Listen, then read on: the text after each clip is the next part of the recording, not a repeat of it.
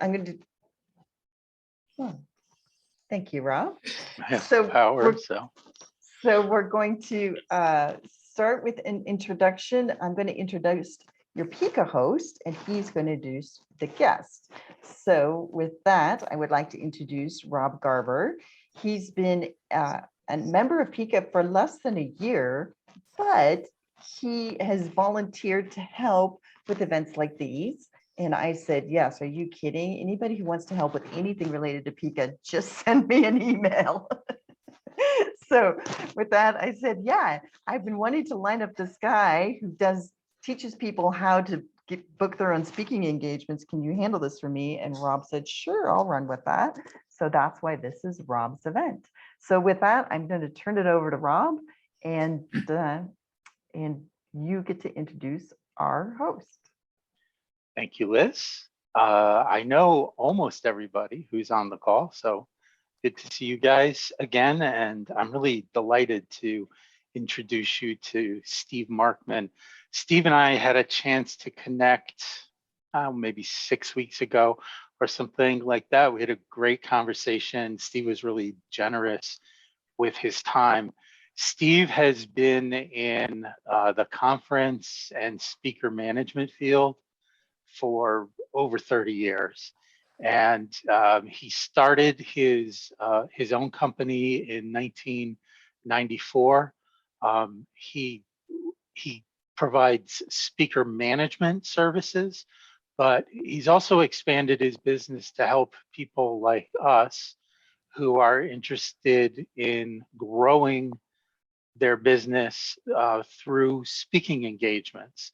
And we are partnering with Steve going forward, and he offers a program that can help you sharpen your skills in this area. So Steve's offer is a customized virtual one-on-one training where he'll do some coaching with you to help you start to use speaking engagements as a business development tool and teach you how to sort of increase your mind share with the people that you are interacting with.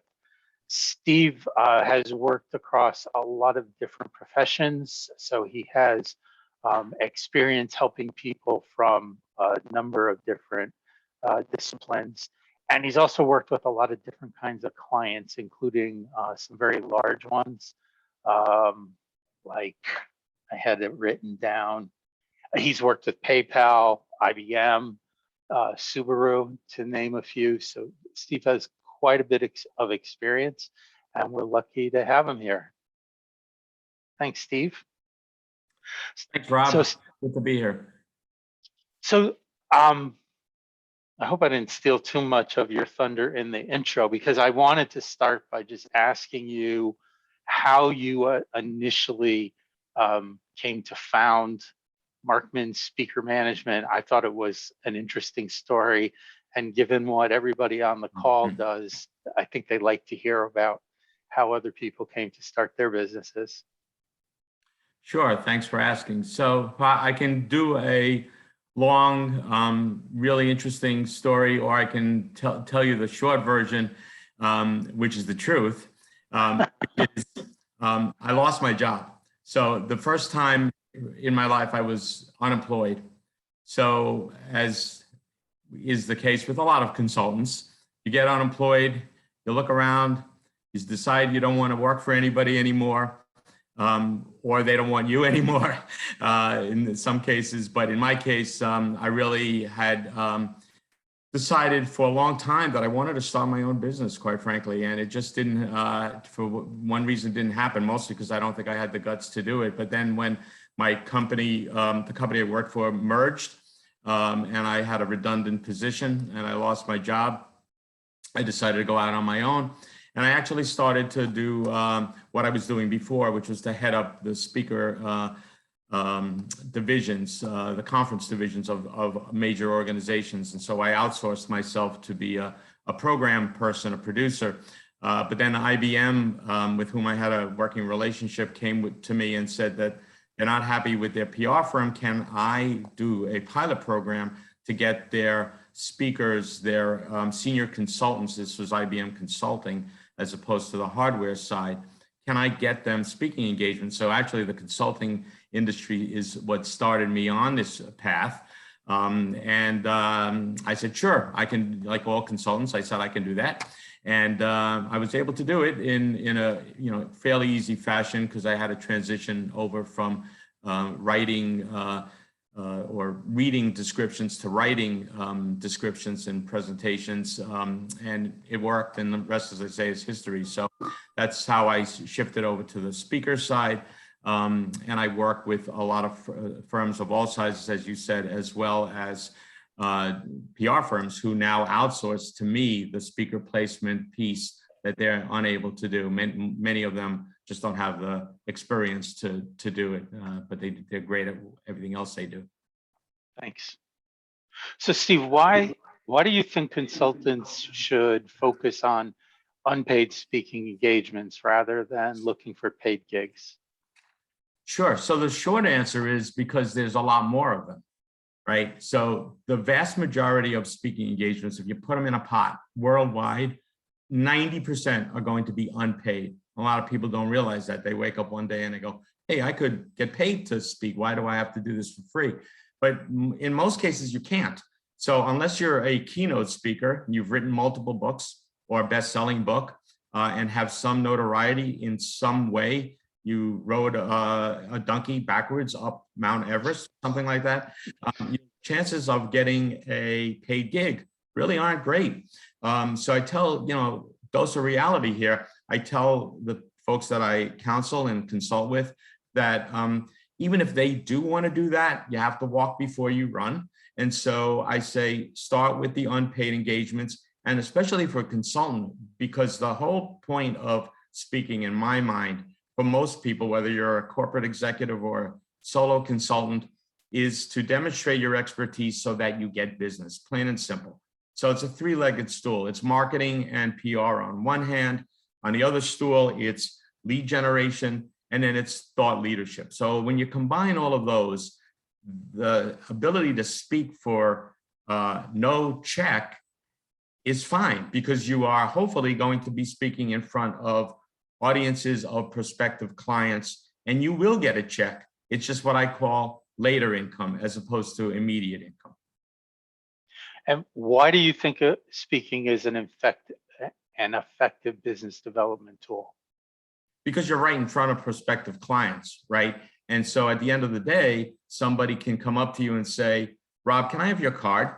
And start a dialogue right away. Or you see them at some virtual cocktail hour or one day in-person cocktail hour.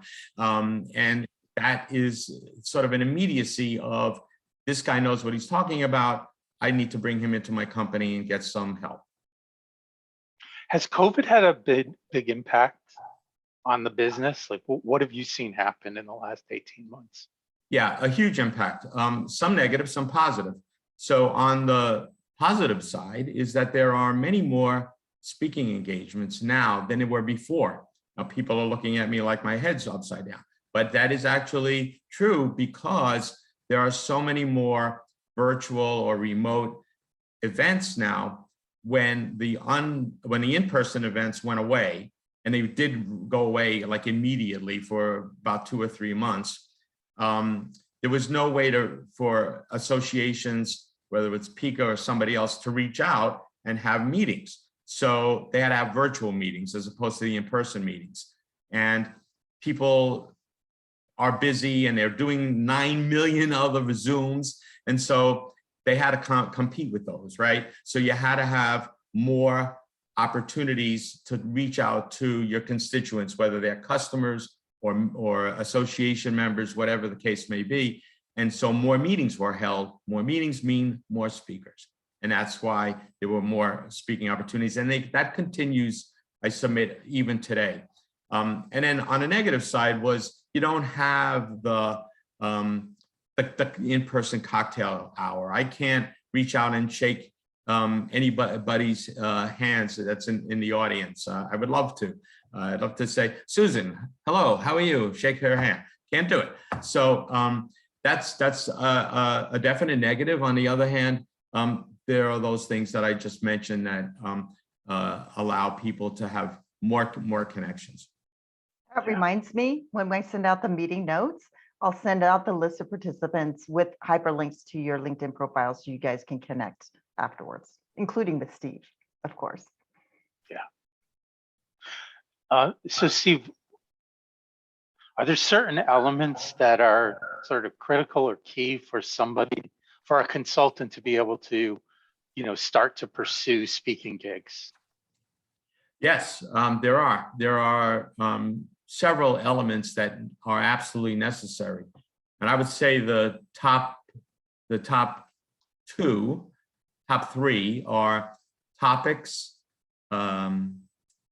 targets, and getting those targets. So I'll explain a bit about each of those. So oftentimes I meet people and they go, I'd love to be a speaker. And I go, okay, what do you speak about?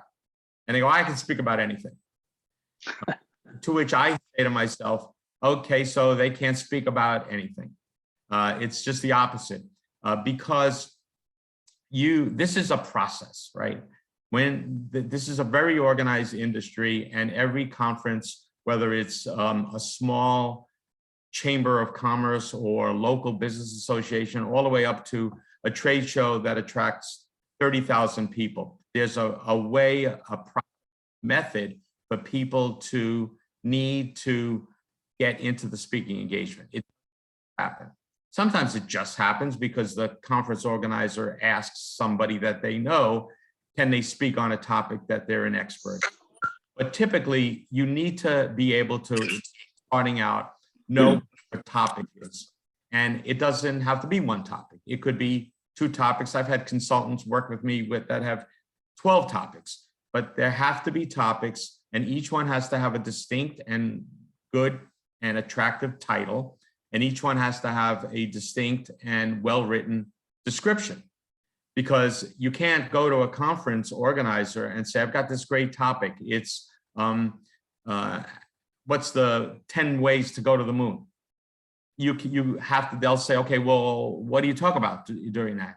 So you'll start saying gibberish because it's top of the head. You have to be able to have a delineated, very well-written, honed, and that you're happy with abstract. The abstract is the term that many of you are familiar with, but it's basically a holdover from the days when speech making started, which was in academia. They're still called abstracts by a lot of organizations, but less and less.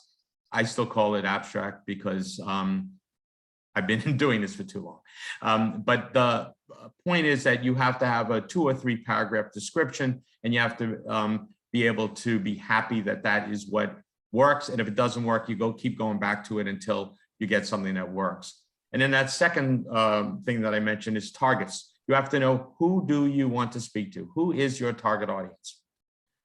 I like to tell consultants that the target audience in almost all cases should be your target client, because it should mirror who you're wanting to talk to. Stands to reason. You want those people in the audience to hire you, so they should be your target customer. And so at the same time, they should be your target audience. It doesn't have to be a direct target, though. It could be a recommender or a referrer. It could be a financial audience that isn't someone who you directly would ever target, but they could refer you because they're a financial advisor, or they're a CPA, or they're a lawyer, or what have you. They're another advisor for the kind of person that you want to work for. So that's number 2. And number 3 is the ability to know how to find these targets. That's really important, to know how to get these events identified in the geographies that you want to have identified. So I think this is just beginner's luck, but I have found 3 speaking opportunities in the last several months, and to me, they felt like sort of like lightning rods. Like I've had a lot of people contact me after one of those speaking engagements. But let's say my beginner's luck is run out. How do you go about finding gigs, even if you're willing to do it for free? What's the formula? Yeah, so, and that's probably a good word, Rob. There is a formula. It's not one that you can't change, and it has to be customized to each individual. Everyone's going to be looking for different targets for the most part. But whether you're an IT consultant, strategy consultant, HR, what have you, they all have one thing in common, and that is there are certain sources that you can go to. Now, let me say a word about the two types of primary producers. So one is association. The association market is huge, and most conferences, most speaking opportunities are held by associations of all types, big and small. There are 37,000 associations in the United States alone. There's probably 100,000 worldwide. That's a lot. That's a lot of speaking opportunities. If anybody wants to start, they should start as soon as we're finished talking today, because that's a lot of people that you have to contact. But of course, you're not going to contact all of them. You're going to contact the associations in your field. So that's one. The second primary area of producing conferences are companies, corporations that bring in people to speak to their own groups of employees. Those companies will always pay a speaker. That's almost a given, with rare exceptions. And they may only pay somebody $1,500, but they may also pay them $15,000 or $30,000. Depends on how big the company is and what their budget is. But consultants should stay away from companies, in my opinion, because you're barking up a tree that's very tough to climb. And those speakers are the keynote speakers that I referred to at the beginning, who have written books or who have some notoriety and have a long-time reputation in their field. Now, some of you consultants may have that type of reputation, but it's going to be difficult if you don't have a book or two, and you may fit the mold of a paid speaker, and that's fantastic. So in that case, if you fit the mold and criteria of what companies are looking for, the name, the fame, if you will, the expertise that they want, then by all means, go after the corporate market also. But in terms of what's easier, well, very difficult, but easier, is the association market. And for that, you can rely on two primary sources. First source is the famous little company called Google. So Google's everybody's best friend. You Google IT conferences and you're not going to leave your computer for 3 days, right? So there's a lot out there. Then you start narrowing it down. IT conferences east of the Mississippi River, IT conferences in financial services. You start narrowing it down to the specific audience that you want. I also use Google Alerts a lot, which I'm sure most of you are familiar with, but if you're not, it's a way to put in some keywords, and a Google alert will come up once a day or twice a day or once a week, however you want to set it, with stuff that Google is gathering, facts about different conferences, mostly press releases that are based on those, but a lot of those press releases are reporting on call for speakers. So that's the other way. You look for call for speakers. The big national conferences have a call for speakers, and those calls are asking you to fill out an application, and that's something that you should do.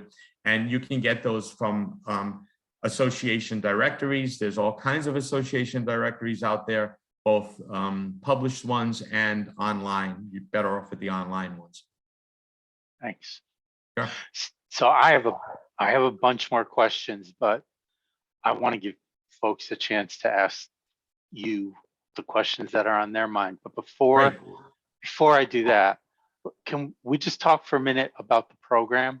What is the program that you offer? What's the difference between the half-day session and the 2-day session? I mean, not day, hour, the half-day session and the 2-hour session. So Rob, I was going to correct you, but I actually can talk for 2 days. I mean, it's something will attest to, but you don't want to hear me for 2 days. So thank you for asking the question. So basically they're very similar, but the 2 hours less expensive. The 4-hour is more of a deeper dive. It's more detailed. The 2-hour goes into an expansion of some of the things that I'm talking about today. The 4-hour one is more of a deep dive in that it is more customized. So if you are using the example I gave before, the IT consultant in financial services, then I'll actually sit down with you in the little black box here because it's done remotely, and we'll look at websites and we'll look at other places online, and I'll teach someone and coach them on the techniques and tricks of the trade of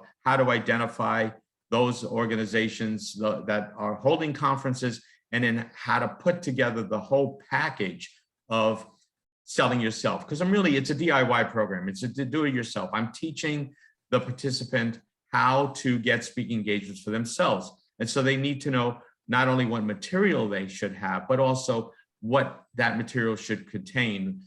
Is it a good abstract? Is it a good bio? Do you need a video and all the stuff that go into the package? And on the 4-hour one, I give a no extra charge critique of the marketing materials that already exist and make changes where I feel they might need to be made. Okay. Thanks. All right. So, Liz, do you have a question, or are you soliciting questions? No, I have a question. Okay. Go for it. Is the 4-hour package all at one time, or is it like 2 hours one day and then 2 hours a week later or something? Good question. It's whatever you wish. It's either one. I'm flexible. I started out doing it one day with an hour break, 2 hours, and then an hour break, and then 2 hours. But I realized the breaking it up is better. And I do it mostly in 2-2-hour segments. So it might be 9:30 to 11:30 one day, and then 9:30 to 11:30 the next day. So we end before lunch, because it gives people a chance overnight to think of questions that they might not have thought about, or ask other things, or digest it all. But I'm happy, I can do either one. Happy to do either. There's a question in the chat from Dave, and he mentions that he's spoken at 9 conferences over the last 12 months, but has spent quite a bit of time getting ready for each conference, having to, rework his speech or his presentation. And his question is about if you have any tips about finding ways to reuse your content. Sure. So, hi, Dave.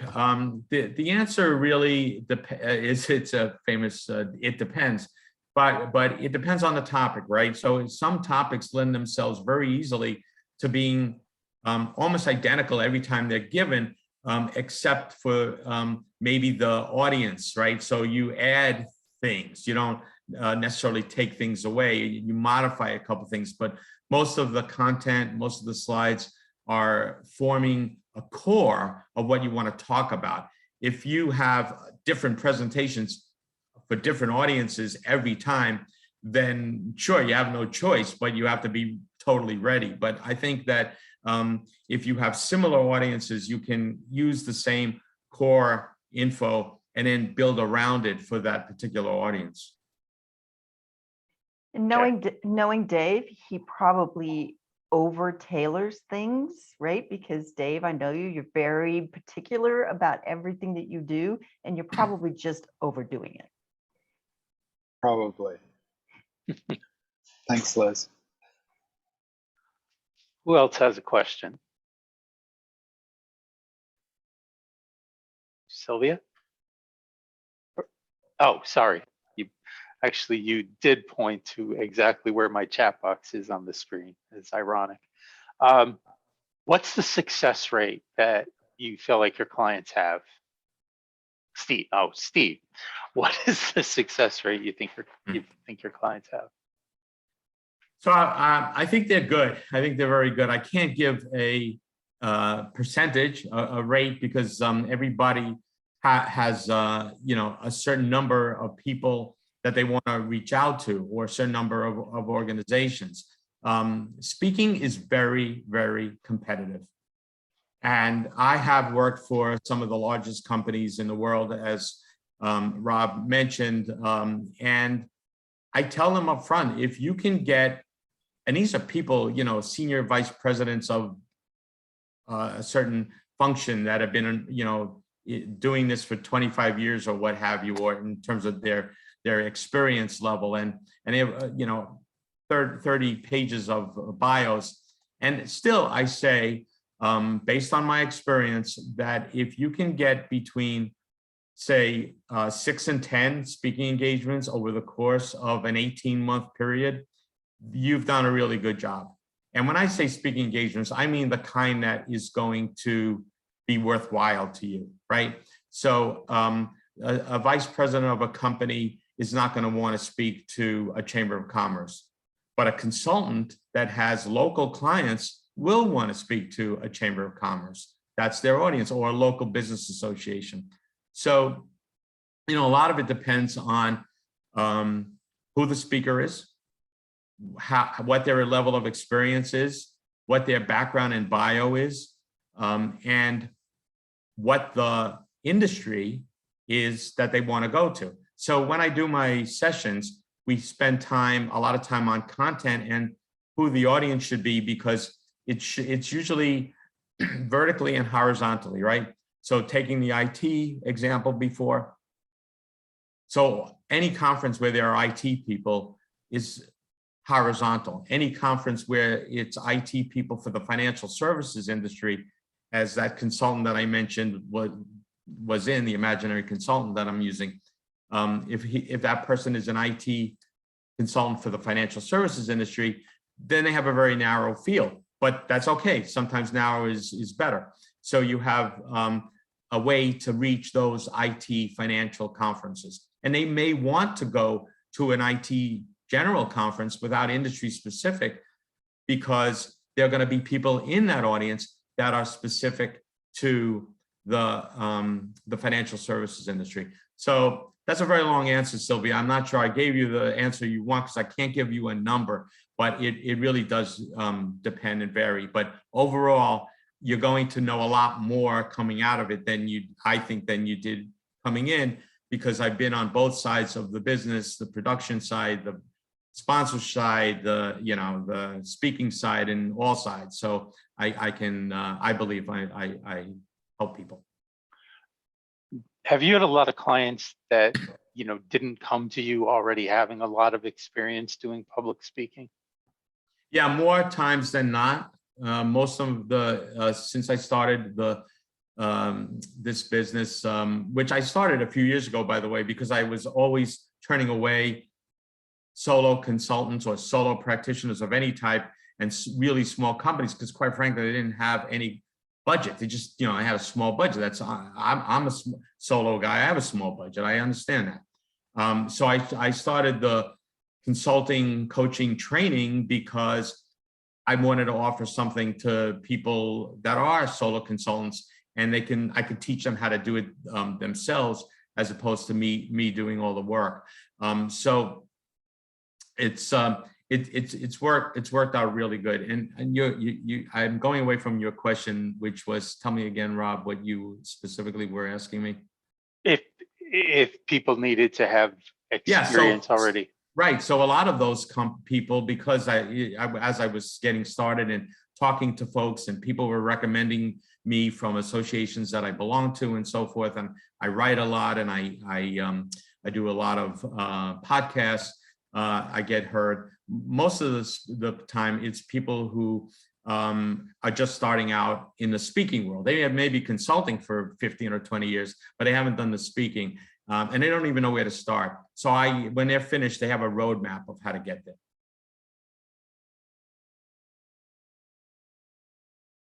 Rob, Dave raised his hand. I think he has another question.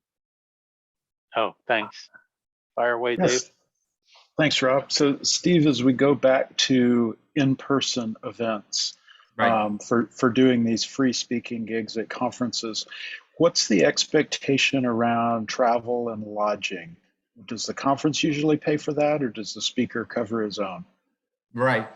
So that's another sort of misconception that a lot of people, I mean, it's not that you have a misconception, but people ask that question all the time because they don't realize that the answer is 99.99% of the time, if the speaker is not being paid a fee, if you're one of the regular speakers and you may be a prominent solo presenter, almost always the association is not going to pay anything for your travel or your lodging. What I tell my clients is always ask. So if you don't ask, you don't get. And to my surprise, over these 30 years that I've run my business, more times than not, it's still only maybe 10% that people pay.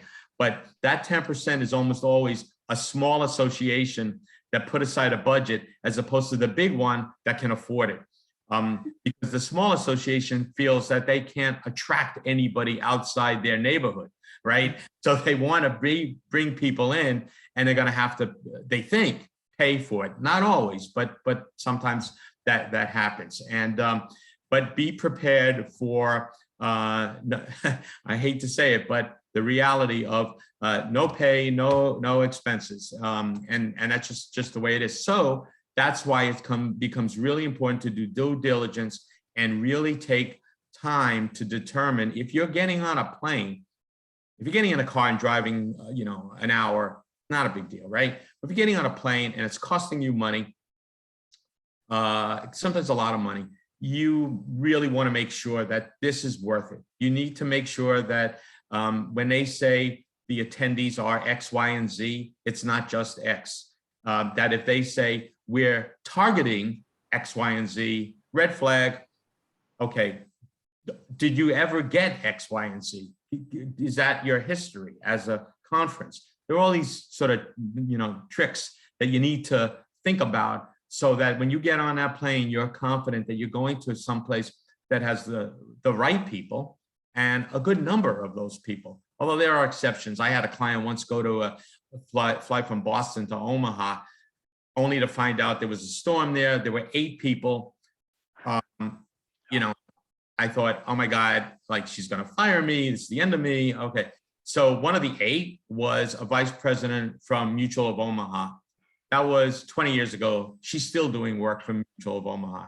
They brought her in as a client because they loved her, and she's still doing work for them. So those 8 people were disproportionate to what she got out of it, which is what she wanted, which was a client. She could have had 100 people there. She might not have had anything if that guy wasn't there.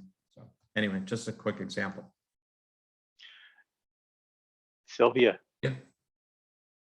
Steve, you mentioned associations, and I sort of said to myself, oh, I understand what that is, but you know what? I'm a scientist. My associations might be very different from other people's here. Can you speak a little bit as to what you mean by associations and maybe give us a few examples? Yes. So with the IT example that I gave, if I have an IT consultant or an IT executive, I would say go to SIM, which is the Society of Information Management. It's an association of some 50, 60,000 IT executives all over the United States. PICA is an association, right? It's an association of consultants on a smaller scale. And there are, in every single industry, associations. In the medical world, right? There's an association for every type of medicine, for cardiology and rheumatology, and they all have their own associations for the doctors and scientists and so forth. And so those associations typically have at least one big conference a year that they call an annual conference or an annual meeting. Typically, big associations have 10 or 12 or maybe at least 5 sometimes as many as 10 or 12 smaller meetings with 50 to 100 people for different segments of the members of their association. And it's a membership organization, but they do not make a lot of money from the membership. They make most of their money from the conferences. And Okay, but those associations, aren't they going to call people? I mean, that's what my science associations do and societies. They call people from within. They're not going to call somebody from without, are they? Yeah, so yes, yes and no. So all associations, the big ones, they will, and I've worked with scientific associations too, and they're going to have a advisory board, an advisory committee for the conference. And they're going to walk around, go around the room and say, who has an idea for a speaker and who has an idea for a speaker? But they're going to mostly be coming up with ideas for the keynoters, the big deals that are going to be the big wheels that are going to be speaking. If they have to get 100 speakers, they're not going to come up with 100 speakers. So what they typically do is they put out a call for speakers. And that is what you might see as a consultant or a scientist, that you'll see that call for speakers and they'll reach out that way to get a whole pool of potential speakers. But even if you don't fill that out, there are techniques where you can approach people on that board. I can teach you how to get to know who's on that advisory board, and you write to them and you tell them that you're available to speak, and don't assume that they know about you. They might be thrilled. Wow, Sylvia wants to get on a plane and come to Tallahassee to speak. This is great. So there's so many different ways to skin this cat, as they say, that the outreach is what makes you successful from doing it rather than waiting it for someone to invite you. Thank you.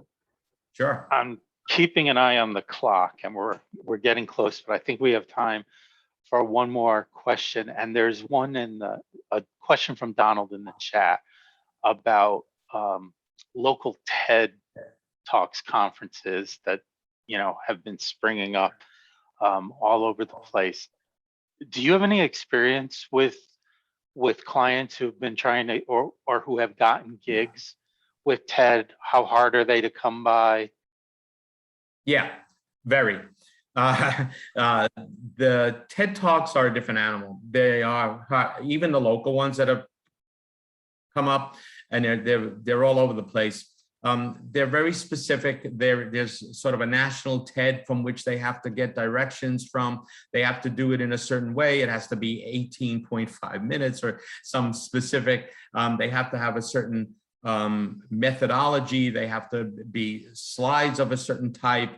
And they're mostly sort of inspirational, motivational types of talks versus a how-to or trends, which is more of the talks that most consultants give. So they're not impossible. I don't discourage people from getting them, but they are very competitive and difficult and harder than a regular typical conference.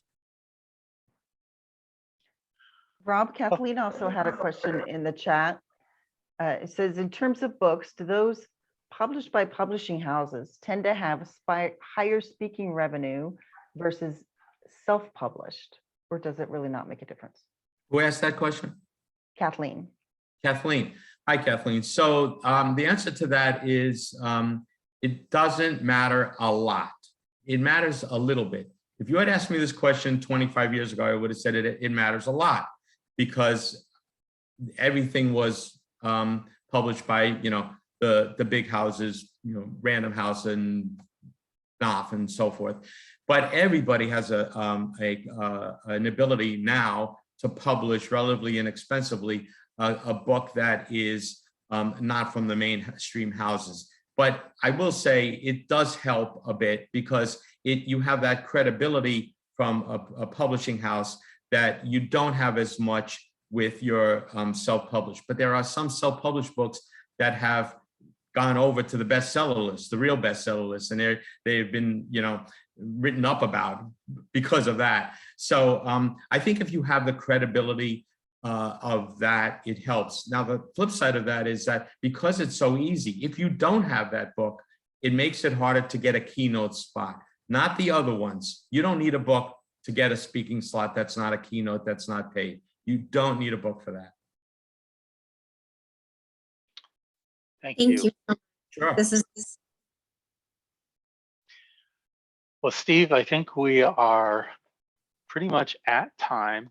But before we close out, so there's information about Steve's program posted on the partner services page on picanetwork.org. So you can look there for that as sort of a promotion for the partnership. Steve's offering a discount on both the 2 or 4 hour program, and you have until 12/31 to take advantage of the discount. Steve, if somebody wants to get in touch with you, what's the best way to reach you? Sure. So my company name again is Markman Speaker Management, LLC. And I'm on the web at markmanspeaker.com. And on there you can see my business phone and my email address, which is smarkman@markmanspeaker.com. I'm happy to talk to anybody. If you just want to call and ask me some more questions that you think of later, I offer a 10-15 minute no charge consultation if somebody wants some questions answered, and happy to talk to anybody about the world of speaking. And I thank you all for attending. Thanks, everybody. Liz, Thank do you, you have Steve. you want to close this out? Yes, as I mentioned, we will be sending out notes and a link to the recording. But there was, I know people might need to go since we're at time, but there was one other question that came into the chat, which is also a question I had. So I'm going to interject and ask it. My Executive prerogative. privilege. Exactly. So the question was about having a sizzle reel or clips, right? So the question was, given the proliferation of video, is it a catch-22 in that if you're just starting out, you don't have a sizzle reel or clips to show, but how do you start to build a sizzle reel? Or Okay. can you talk about that for a minute? No, it's an excellent question. I mentioned videos for a second before, but I didn't know if I would have time to talk about it. So here's my answer. I don't like sizzle reels. So we'll start with that. I think they're a waste of time. It's basically showing somebody jumping up on a stage and lights going off. It doesn't do what the conference organizer wants, which is to demonstrate speaking ability and enthusiasm. Those are the two things. So I would have a video if it's a good one, yes. But I don't like personal, I'm a minority probably in the world of speaking. I don't like them. I like a speaker reel, not a sizzle reel. And that might be semantics, but I want to cut to the chase of, is this a good person? And I've spoken to a lot of conference organizers that feel that way. Secondly, if you don't have a good one, not that if you don't have one, if you don't make a good one or don't have a good one, don't send it. Because if you're not asked for a video, and you won't be asked if you're not the keynote, except for maybe 10 to 20% of the time. Most of the time, if you're one of 30 speakers at a big national conference or even a small conference, you're not going to be asked for it. They ask for it when they have to pay somebody and they want to make sure they're getting their money's worth. But if you're not asked for it, don't offer it unless it's great and it can add to enhance your proposal and your credibility as a speaker. Thank you. Sure. Okay, I see people nodding their heads like, okay, got it. I'm sure there's 100 more questions and we could keep you here all day, Steve. You can email me. Yes, we'll get these notes out probably by end of day tomorrow with Steve's contact information. But it's certainly easy to find him on LinkedIn. It's Steve Markman of Markman Speaker Management. So feel free to connect with him directly too. So with that, we're going to stop the recording and thank you all for joining us today, and especially you, Steve. Thank you. You're welcome. Thanks for having me.